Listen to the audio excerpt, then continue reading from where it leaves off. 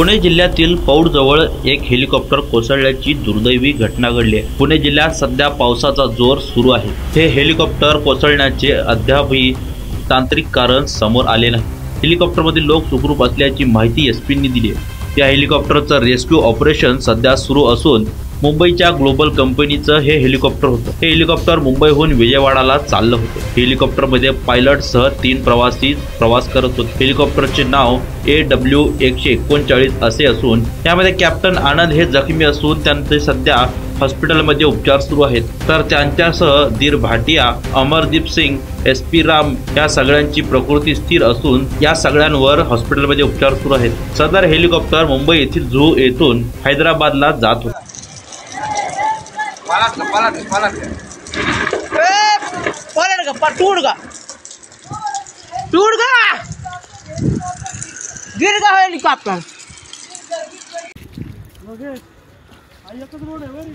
डिझेलचा वसूल आहे सगळं, डिझेल पेट्रोलचा वसूल गारव्यात नाही यायचंय, बांधणी पार कमरे एवढा पाणी चालत आहे।